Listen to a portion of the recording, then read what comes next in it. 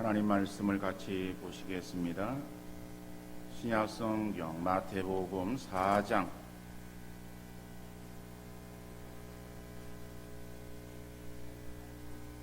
신약성경 마태복음 4장 18절에서 22절 말씀 제가 읽어드리겠습니다. 갈릴리 해변에 다니시다가 두 형제 곧 베드로라 하는 시몬과 그의 형제 안드레가 바다에 금을 던지는 것을 보시니 그들은 어부라.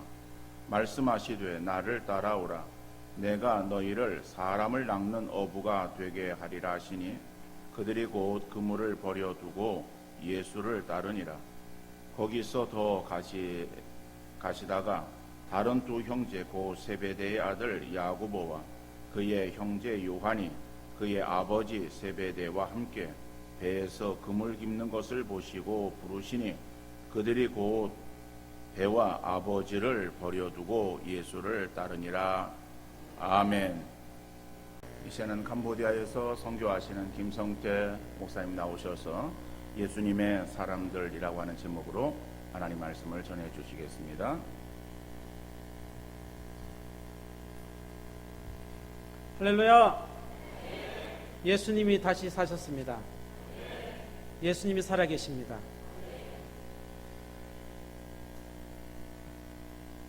감사합니다. 이 시간 이렇게 말씀을 나눌 수 있는 귀한 자리를 허락해 주신 하나님과 또 우리 목사님, 장로님들께 또 성도님들께 감사를 드립니다.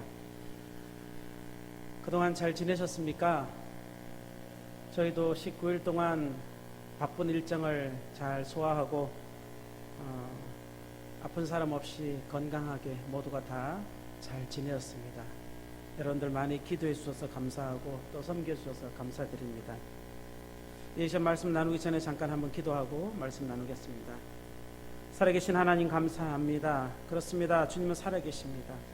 그래서 역사하시고 또한 우리를 통하여서 영광 받으시기 원하며 우리를 이 시간 이 자리에 모아주셨습니다. 천사들도 흠모하는 사랑하는 찬양대 직분을 저희들에게 주시고 찬양을 준비하며 하나님께 영광 돌리게 하시며 또 하나님의 귀한 자녀의 직분을 가지고 이 세상을 믿음으로 승리하며 싸워 나가는 우리 사랑하는 우리 성도님들 보내주셔서 감사합니다. 오늘 이 시간에도 하나님 말씀을 함께 나눌 때에 은혜 주시고 복 주셔서 이 말씀 붙잡고 날마다 승리하며 살게 하옵소서. 예수님의 이름으로 기도합니다. 아멘. 이 세상을 창조하시고 의와 진리로 다스리시는 전능하신 하나님 아버지가 나의 아버지이십니다. 아멘. 저희 아버지라니까 좀 여러분들이 기분이 언짢으신 분들이 계신데 여러분들의 아버지십니다. 우리의 아버지십니다. 누가요? 이 세상을 창조하신 하나님이, 이 세상을 의와 진리로 다스리시는 하나님이 우리 아버지라는 거죠. 우리 아버지. 우리를 가장 잘 아시고 나보다 나를 더 잘 아시는, 나에게 가장 좋은 것을 주기 원하시는 분이 우리의 아버지 하나님이십니다. 아멘. 하나님은 너무 좋습니다. 하나님이 너무 좋아서 이 시간 우리가 예배합니다. 하나님 너무 좋아서, 하나님 너무 선하셔서, 그래서 우리는 하나님을 찬양합니다. 예배를 드릴 수 있음이 우리의 기쁨이고 우리 인생의 목적입니다. 하나님의 거룩하신 이름을 찬양합니다. 아멘. 우리에게 가장 좋으신 분이 예수님이신 줄 믿습니다. 그리고 선포합니다. 예수님은 가장 좋으신 분입니다. 그렇기 때문에 우리가 어떠한 어려움을 만날 때도 가장 좋은 것을 주시기 원하십니다. 아멘. 저는 그 하나님은 날마다 만나고 살고 있습니다. 어려울 때도 하나님이 내 뜻대로 안 되어질 때도 아버지 뜻대로 이루어 주시고 가장 좋은 것을 주시려고 하는 좋으신 하나님, 그 하나님이 우리의 하나님이시고 저의 간증이며 저의 삶입니다.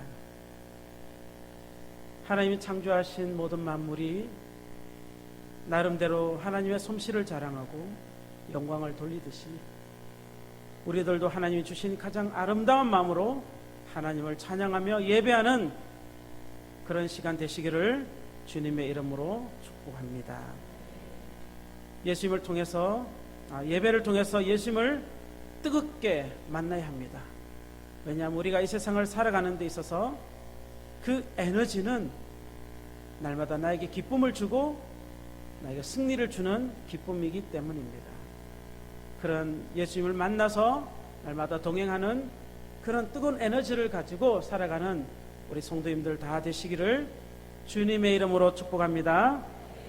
오늘 본문의 말씀을 보면 예수님은 우리들이 어떻게 선교를 해야 하는지에 대해서 가르쳐 주고 있습니다.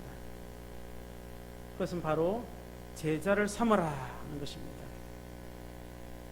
제자를 삼는 것, 이것은 바로 선교를 바로 하고 있는 것입니다. 예수님은 우리에게 가서 모든 민족을 제자로 삼아 아버지와 아들과 성령의 이름으로 세례를 베풀고 내가 너희에게 분부한 모든 것을 가르쳐 지키게 하라. 볼지어다 내가 세상 끝날까지 너희와 항상 함께 있으리라. 그렇게 말씀하셨습니다. 아멘. 제자를 삼는 선교, 제자를 삼아 나가는 우리 신앙생활, 나의 제자가 아니라 예수님의 제자로 함께 세워져가는 그런 선교, 그런 교회, 건강한 선교, 건강한 교회, 올바른 선교, 올바른 교회입니다. 그럼 제자란 무엇입니까? 제자. 여러분 향기를 아시죠? 향기가 5살 때 캄보디아를 갔는데 이번에 제가 와서 서류봉투 하나를 뜯어보니까 주민등록증을 찾아가라 하는 그런 서류봉투가 와 있습니다. 벌써 이렇게 되어있구나 라는 생각을 해보았습니다. 이제 7월 달에 안식년을 시작하며 가족과 함께 나오면은 향기를 데리고 동사무소에 가서 주민등록증을 발급받고 축하를 해줄 계획을 갖고 있습니다. 제 향기가 와플 파이를 아주 좋아합니다. 와플 여러분 좋아하시죠? 뭐 그다지 고급스럽지 않은 와플이지만 캄보디아에서는 저희 동네에 한 와플 굽는 아주머니가 계십니다. 어려운 가정에서 시골에서 올라와서 그래도 중소도시에 방을 하나 얻고 그 새들어 사는 그 집 앞에서 와플을 굽고 있습니다. 언제인지는 잘 모르겠지만 향기가 그곳을 지나가며 아마 이곳에 와 있는 우리 사부디와 함께 와플을 사 먹기 시작했던 것 같습니다. 제가 차를 몰고 나갈 때면 시내를 나갈 때면 저한테 항상 아빠 사인을 줍니다. 왜? 알지? 알았어. 그리고 가서 그 앞에 가서 차를 멈추고 와플을 같이 사 먹습니다. 근데 어느 날 차를 타고 가는데 아주머니가 보이질 않는 거예요. 당일도 안 보이고 그 다음 날도 안 보이고 며칠 동안 보이지 않는 거예요. 그런데 향기가 저한테 그런 이야기 합니다. 아빠 어떡하지? 나는 그 아줌마의 제자가 되고 싶은데 아줌마가 없어졌어. 그렇게 이야기하는 거예요. 자기가 너무나 좋아하던 와플이다 보니까 그 아줌마를 따라 제자가 되어져서 와플을 좀 만들고 싶어하는 그런 향기의 모습을 보면서 저 아내는 예수님의 제자가 되어야지 어떻게 와플 판 아줌마의 제자가 되려고 하니 그렇게 이야기를 한 적이 있습니다. 사람들은 자기가 좋아하는 것을 닮기 원합니다. 따라가기 원하죠. 모든 사람들의 생각입니다. 우리가 잘 아시는 분도 있지만 잘 모르시는 분도 계시겠지만 존 스토트라는 아주 유명한 목사님이 계십니다. 신학 박사요 또 목사님이신데 그분이 참 제자도라고 하는 책을 88세에 썼습니다. 그 제자도라는 책을 보면 제자에 대한 8가지 특징을 결론적으로 말을 하고 있습니다. 그것을 보면요, 제자는 어떤 사람인가 하면 세상의 흐름을 따라가지 않는 사람이다. 그렇습니다. 물질주의 세상, 세속주의 세상, 이런 세속주의 세상의 흐름을 따라가지 않고 세상을 거슬러 올라가는 사람, 이런 사람이 제자다. 또 그리스도를 닮는 사람이다. 닮는 사람. 그리고 성숙한 사람이다. 또한 창조 세계를 잘 돌보는 사람이다. 자연을 가꿀 때 주님의 창조의 솜씨를 알 수 있듯이 창조되어진 하나님의 작품들을 잘 돌볼 줄 아는 사람이 또 제자다. 그리고 단순한 삶을 사는 사람이 제자이다. 그래서 많은 사람들이 산으로 올라가기도 하고 단순하게 살기 위해서 모든 것을 내려놓고 살기도 합니다. 또한 여섯 번째는 제자란 균형을 이루는 삶이다. 그렇게 말을 했습니다. 생각하는 것과 행하는 것의 균형을 가져야 하고 믿음과 행함의 균형을 가지는 것, 바로 제자의 삶의 모습이라고 말하죠. 또한 일곱 번째는 하나님에 대해서 강한 의존성을 가진 사람이 제자다. 이렇게 말했습니다. 강한 의존성. 캄보디아에서 수십 년간을 사역했던 NGO 단체의 한 리더가 지난 선교 포럼 90주년에 나와서 발표를 하는데 그 NGO 단체가 이제 철수를 한답니다. 이제 본국으로 돌아간답니다. 왜냐하면 더 이상 캄보디아에 있을 이유가 없다라는 결론을 지었답니다. 그 결론의 이유가 무엇인가 하면 의존성입니다. 의존성. 아무리 도와줘도 계속해서 도와줘야 하는 그 현실, 이것이 너무나 힘들어서 이제 돌아간다, 이런 이야기를 하더라고요. 그분들이 여러 방면에서 다 연구를 했는데 캄보디아 사람들은 참 의존성이 높다, 이런 결론을 내렸답니다. 그래서 자립을 하는 것이 결코 쉽지 않은 그런 캄보디아의 현실을, 그런 선교의 현실을 가르쳐 주었습니다. 우리 성도님들의 삶도 마찬가지가 아니겠습니까? 우리가 말씀 전해주는 것에만 의존한다면 우리는 홀로 서서 하나님을 바라보기 어려운 것이죠. 주일에는 목사님의 말씀을 듣지만 또 집에 돌아가면 스스로 말씀을 읽기도 하고 그 말씀을 묵상하고 기도하면서 말씀을 적용해 나가는 삶, 이런 삶이 어쩌면 제자도의 삶이 아니겠는가라는 생각도 해봅니다. 썬데이 크리스찬이 아니라 everyday, every time 크리스찬이 되어져야 되는 우리의 모습을 가르쳐 주고 있습니다. 또한 제자의 모습은 그분이 말씀하시기에 마지막에는 죽음에 대해서 이해하는 사람이 바로 제자다, 이런 이야기를 했습니다. 죽음에 대해서. 이러한 특징들을 가진 사람들이 바로 예수님의 제자의 삶을 살고 있다, 이렇게 그분은 책에 기록해 놓았습니다. 많은 부분을 공감합니다. 그렇습니다. 우리 주변을 돌아보면 이제 우리도 제자의 삶을 살고 있는데 모든 사람이 다 예수님의 제자로 부름을 받고 예수님을 드러내는 그런 삶을 살고 있습니다. 특히나 이곳에 함께 초청받아온 우리 6명의 사역자들, 이 사역자들 바로 예수님의 제자라, 그렇게 저는 말씀드립니다. 많은 사람들은 이들을 가리켜서 선교의 열매다, 이런 이야기를 합니다. 선교의 열매다. 그러나 저는 이들은 선교의 열매이기보다 씨앗이다, 그렇게 생각을 합니다. 열매와 씨앗의 차이는 또 하나의 차이입니다. 또 하나. 열매는 단 한 번이지만 씨앗은 또 하나의 열매를 맺기 위한 것입니다. 또 하나.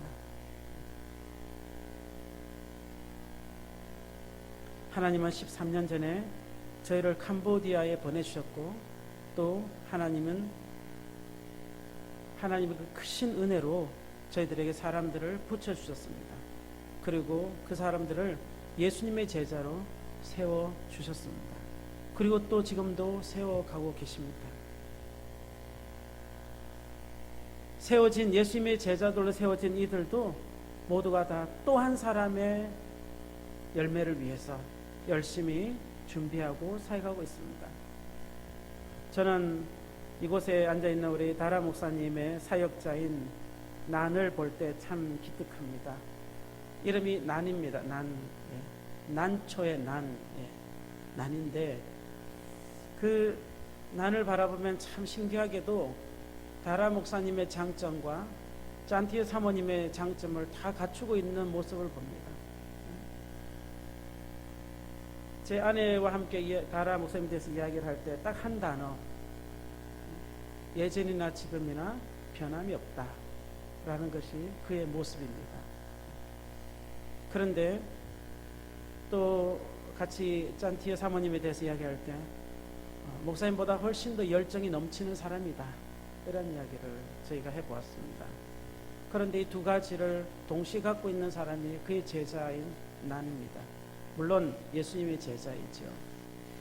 그가 벌써 신대원 1학년을 공부를 마쳤습니다. 그리고 2학년을 준비하고 있습니다. 가정 형편이 굉장히 어려운데도 불구하고 열심히 참고 인내하며 공부하는 모습은 참 감동을 줍니다. 그리고 예전에 단기팀 한 팀이 와서 내적 치유 세미나를 할 때 그렇게 뼈가 부서지는 것처럼 울고 그렇게 하나님 앞에 세워지기를 애썼던 그 형제, 그가 바로 또 하나의 열매가 되어졌다는 것이 정말 감사와 감동이 있었습니다.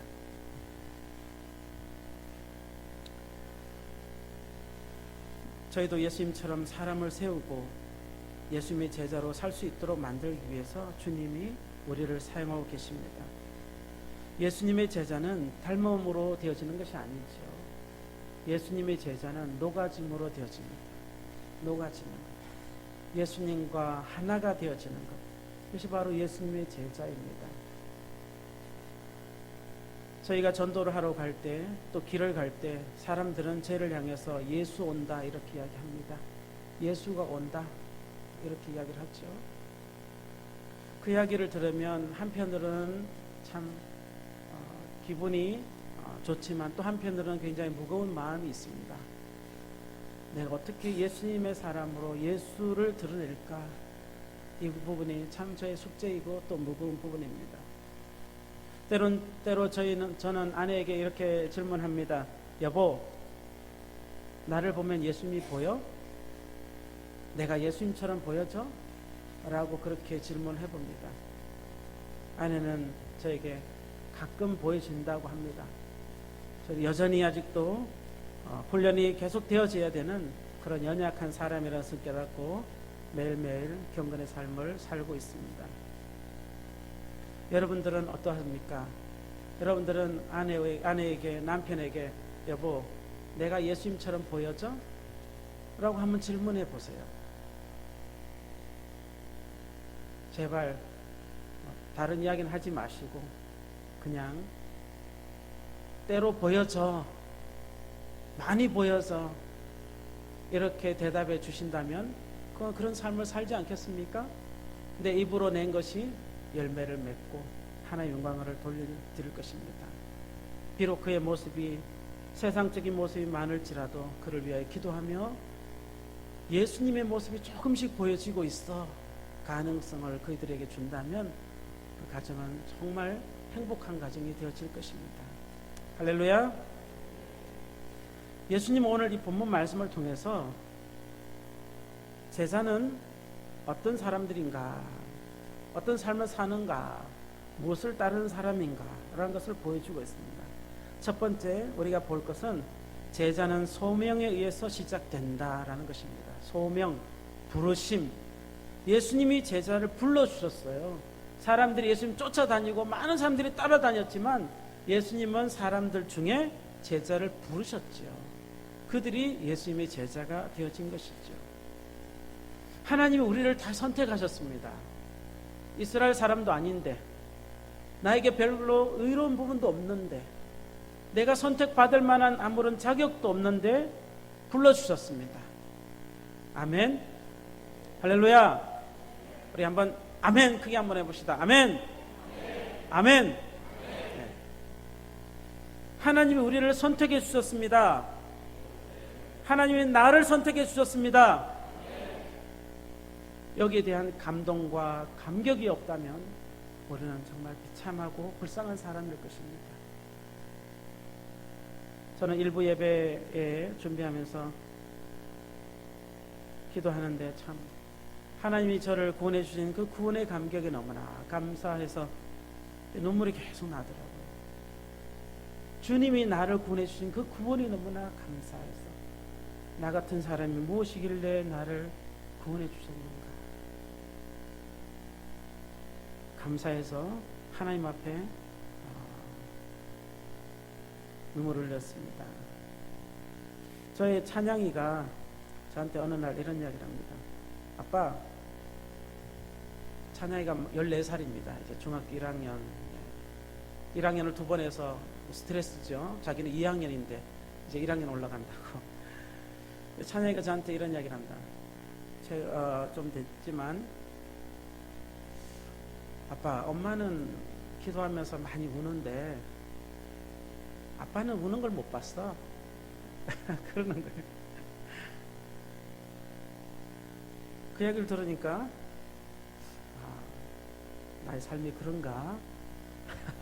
라는 생각을 해보게 됐습니다. 그는 찬양이 하고 이제 같이 앉아서 붙들고 앉아서 저녁마다 기도를 했습니다. 저희는 저녁에 기도회가 있거든요. 그래서 저녁에 기도회를 하는데 하나님 은혜를 주셔서 제가 감동이 있었습니다. 그랬더니 찬양이가 갑자기 저를 쳐다봤나 봐요. 그래서 아빠 우는 거 처음으로 봤어. 이렇게 이야기하더라고요. 또 한 번 아빠도 우네? 2번. 그러면서 이제 하나님 앞에서 정말 하나님 앞에서 사역을 위해서 가정을 위해 교회를 위해 기도하는 부분들을 놓고 이제 자녀가 보고 배우는 것 같아요. 여러분들이 눈물을 흘린 만큼 하나님 앞에서 눈물을 쏟는 만큼 자녀들은 축복된 자리로 옮겨질 것입니다. 우리는 구원의 감격을 가지고 하나님 앞에 감동을 가지고 살아야 됩니다. 날마다 나의 삶이 감동이 있어야 됩니다. 주님 앞에 산다면 그런 감동은 날마다 할 수가 있습니다. 그렇지 않으면 교회 나와도 때로는 불평과 불만이 가득하죠.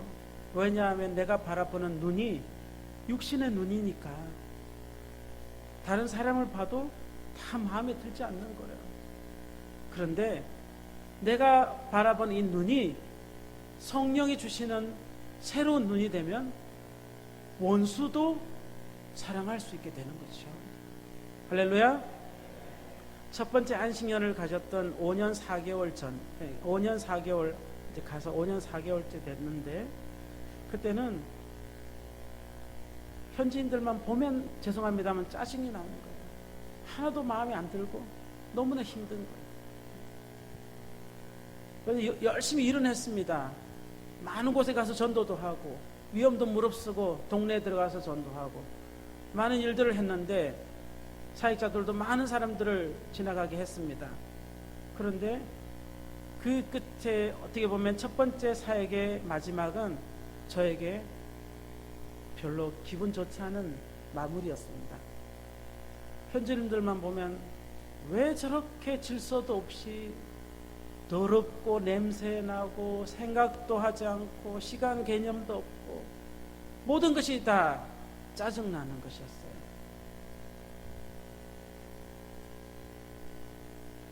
어느 단기팀의 목사님이 저한테 그런 이야기를 했습니다. 선교사님, 하나님과의 관계를 다시 한번 생각해 보시지요.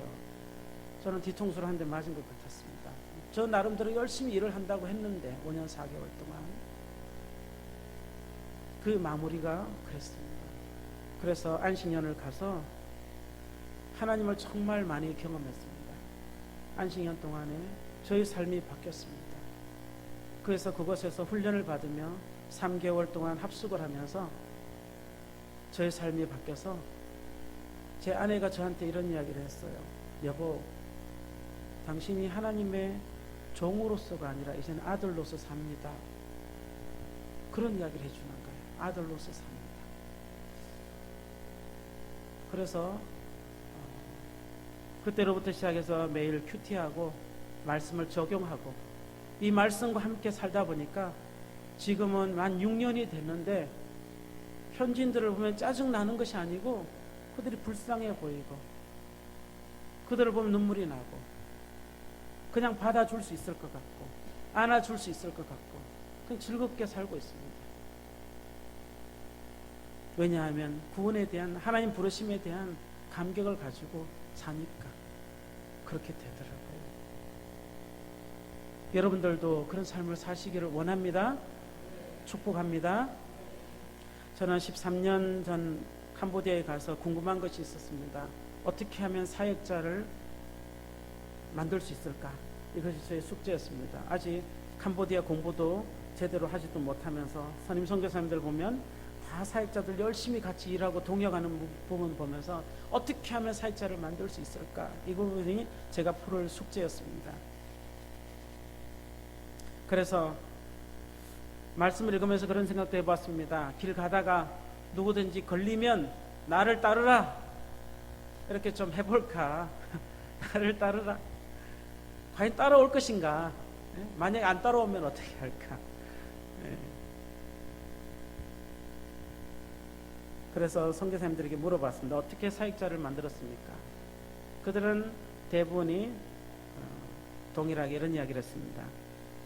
나와 가장 같이 오래 있었던 사람, 또 나를 가르쳐줘 언어를 가르쳐줬던 사람이 나의 사역자가 되었다. 이런 이야기를 했습니다. 어떤 분은 프놈펜에서 저기 10시간 넘게 가야 되는 배를 타고 그렇게 가야 되는 그 길에 배 타고 가다가 제자를 만든 사람도 있습니다. 배 타고 가다가 사역자와 함께 예수님이 제자가 되어져 가는 거죠. 그래서 저도 그러면 언어 교사가 많이 이렇게 날마다 함께 하니까 언어 교사가 사역자가 되는구나. 그럼 나도 언어 교사를 찾으러 가봐야지. 그래서 이제 언어 교사를 찾아 나서서 우리 다라 목사님을 만났습니다. 다라 목사님 만나서 언어 배우면서 언어 뭐 다른 거 배울 거 있나요? 언어도 배우고 공부도 하고 말씀도 보고 그러면서 성경을 계속 읽었습니다. 계속 읽으면서 제가 다라 목사님에게 이 부분이 이해가 갑니까? 제가 이렇게 왜냐하면 제가 이 부분을 설명할 능력은 없고 그러니까 이 부분이 이해가 가느냐 이렇게 많이 물었답니다. 그래서 때로는 다라 목사님이 이해 간다 때로는 이해가 안 간다 어때 이런 이야기를 하겠죠. 그러면 이해가 간다 하면 주님이 은혜를 주시는구나. 이해가 가지 않는다 그러면 어떻게 하죠? 기도를 더 해야 되겠구나. 그래서 저는 한국어 성경 놓고 캄보디아 성경 놓고 이러면서 읽어가면서 이렇게 언어 공부를 했습니다. 하나님께서 그를 부르시고 그를 캄보디아 장로교단의 목회자로 기름 부어 주셨습니다. 하나님 그렇게 불러주시고 소니 전사님도 사실은 사연이 많은데 그게 우연이 아니었습니다. 하나님 앞에서는 우연이 없습니다. 그래서 소니 전사님도 정말 지금도 하늘나라 가면은 만나고 싶은 형제 금참이라는 형제 저와 7년을 약속하고 푸놈펜을 떠났던 형제가 불과 6개월 만에 살해를 당하고 푸놈펜에서 그렇게 안타깝게 갔습니다. 지금도 그때를 생각하면 마음이 참 짠합니다. 화장을 하기 위해서 한쪽 구석에 시신을 놓아뒀던 그래서 그의 부모들이 실신하면서 올라왔던 참 마음이 힘들었습니다. 신문짝에 대문짝처럼 나왔습니다. 그의 시신의 모습이. 그랬는데 그가 소개해준 한 사람이 열매를 맺어서 이렇게 소니 전사님 전도사로 지금 사역을 하고 있습니다. 위볼 전사님도 두 번째 안식년을 끝나고 들어가서 만났던 포 목사님이라는 분이 그분도 간경화로 이렇게 일찍이 40세에 노총각으로 인생을 마감하면서 소개했던 그 한 사람이 또 이렇게 착하디 착한 위볼 전사님이 되었습니다. 사버디 같은 경우는 똠뺑벙껑 세빛교회 주일학교 학생이었습니다. 근데 벌써 자라서 또 한 명의 사역자가 되고 미래의 하나님의 사람 선교사로 살기 위해서 준비하고 있습니다. 하나님은 한 사람도 이유 없이 만나게 하시지 않고, 그리고 모든 사람이 다 예수님의 제자로 세워지기를 원하십니다. 여러분들이 교회에 오실 때 모두가 다 우연히 오신 적은 없을 거예요. 다 사연이 있을 거예요. 하나님의 그 부르심, 그때 그 부르심에 대한 감격을 가지고 날마다 예배하고 산다면 우리의 삶이 좀 더 행복하고 즐거워지고 하나님의 기쁨으로 살지 않을까, 그런 생각을 해봅니다. 예수님의 제자가 된다는 것은 주님의 부르심에 대한 확신을 가져야 합니다. 그 사람이 예수님의 제자로 살아가고 가는 사람이죠. 또한 예수님의 제자가 되려면 많은 것을 버려야 합니다. 우리는 가장 간소하게 산다 하지만 이사 갈 때 되면 이삿짐이 얼마나 많은지, 정말 많지요. 자꾸만 모아두고 혹시나 필요할까 해서 모아두는데 결국에는 버리죠. 결국에는 예수님이 부르셨던 4명의 제자들, 그들은 다 어부였습니다. 바다를 생계를 삼아서 살았던 사람들이죠. 그 사람들이 예수님의 부름을 듣고 즉시 순종하여서 고기가 잡혔음에도 불구하고 그물을 내렸음에도 불구하고 그들이 모든 것을 버려두고 예수님을 따랐습니다. 예수님을 다 따랐죠. 배도 버려두고 그물도 버려두고 그동안 함께했던 바다도 버려두고, 그리고 또 자신에게 조언을 해줄 수 있는 아버지도 내려놓고, 그리고 예수님을 따랐습니다. 이곳에 계시는 여러분들 중에서도 어쩌면 이들과 같은 내려놓음의 시간이 큰 부분에 큰 간증이 있는 분들도 있을 것입니다. 저는 잘은 모르지만 여러분들 가운데는 그런 간증을 하실 분들이 많이 있을 것입니다. 이곳에 계시는 다라 목사님, 많은 것을 내려놓은 것을 저는 보았습니다. 그도 캄보디아에서 제일 잘 나가는 대학, 마치 캄보디아의 서울대학이라고 말하는 그런 푸놈펜 왕립대학의 수의과를 공부했습니다. 그런데 예수님을 만나고 저를 만나고 지방에 있는 농촌에 있는 대학교로 자리를 내려놓았습니다. 그래서 그곳에서 졸업을 했습니다. 또한 똠뺑벙껑이라고 하는 전기도 물도 마땅치 않은 곳에 하나님이 그곳에 보내실 때 순종하고 들어갔습니다. 그랬더니만 하나님께서 그 땅에 축복하시고 그 교회에 구원의 방주 역할을 하도록 리더로 세워주셨습니다. 내려놓고 사는 것, 주님을 위해서 내려놓을 수 있는 것, 이것이 얼마나 큰가요? 소니 전사님, 여러분들이 잘은 모르시지만 그림을 참 잘 그립니다. 미대에 간 적도 없고 누가 그림을 가르쳐 준 적도 없는데 보면은 잘 기억하고 잘 묘사를 합니다.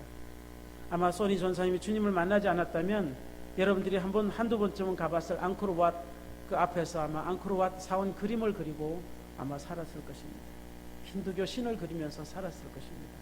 하지만 지금은 하나님 나라를 그리고 사는 그런 사람이 되어졌습니다.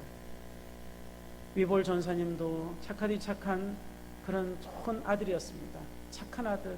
근데 단순한 그 착함이 이제는 하나님의 선함으로 바뀌어서 그렇게 훈련되어지고 있습니다. 사바디 자매도 이제 시골에서 도시로 갈 수 있는 좋은 기회가 있었습니다.